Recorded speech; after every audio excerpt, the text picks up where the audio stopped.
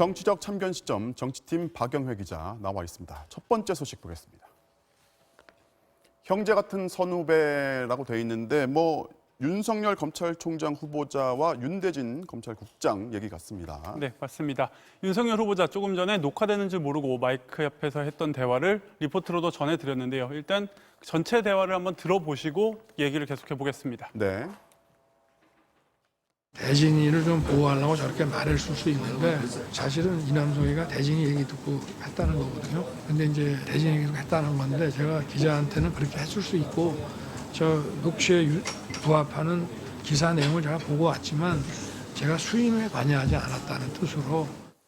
네, 이 뒤에 이제 마이크를 치우는 모습도 포착이 됐고요. 또 호칭도 이제 대진이라고 부르고 있습니다. 그렇죠. 그러니까 아무래도 아군이라 할 수 있는 여당 간사와 조금 편하게 대화를 하는 듯한 모습입니다. 자, 7년 전에 기자하고 한 통화든 어제 청문회든 둘 중에 하나는 분명히 거짓말을 한 거란 말이죠. 예. 이 말대로라면 지금 7년 전에 거짓말을 한 게 되는 거예요. 네, 아끼는 후배가 이제 친형의 사건에 직접 관여했다가 문제가 될까봐 자기가 나선 것처럼 둘러댔다는 건데요. 그렇죠. 그렇다 해도 언론과 그 국민들에게 거짓말을 한 셈이 됩니다.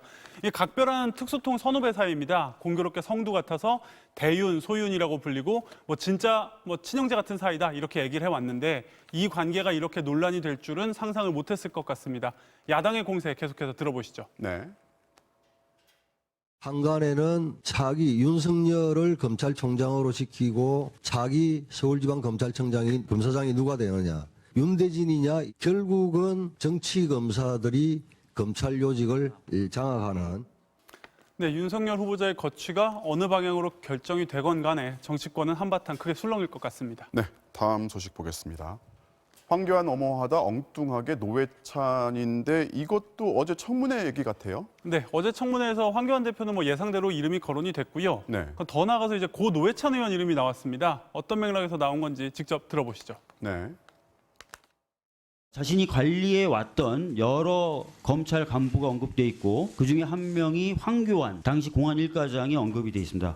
황교안 대표가 삼성으로부터 금품 수수한 듯한 취지의 말씀을 했습니다. 이러한 사실을 언론에 공포한 노회찬 전 의원은 명예훼손으로 징역형을 선고받고 의원직을 상실한 바 있습니다.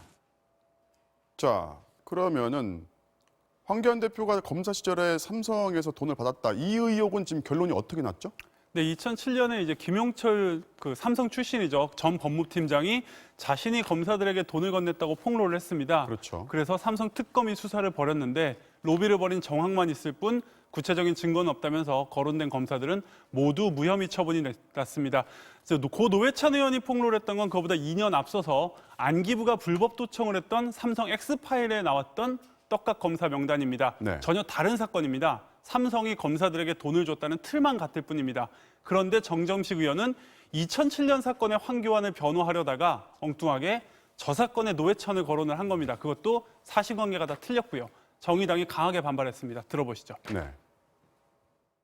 호위무사 역할을 하는 모습도 매우 볼썽사납지만 정하면 똑바로 하길 바랍니다. 검사 출신이라는 인사가 기본적인 사실관계 파악조차 하지 못한 채 정쟁을 위한 도구로 고인을 들먹거리다니 폐륜도 이런 폐륜이 없습니다.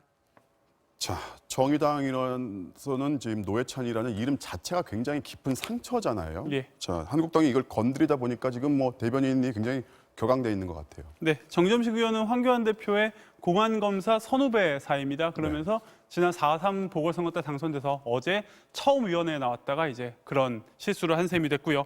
공교롭게도 노회찬 의원의 엑스파일 사건 고교 동창이기도 한 당시 황교안 이 차장검사가 지휘를 했었습니다. 네, 오늘은 여기까지 듣겠습니다. 지금까지 박영회 기자였습니다.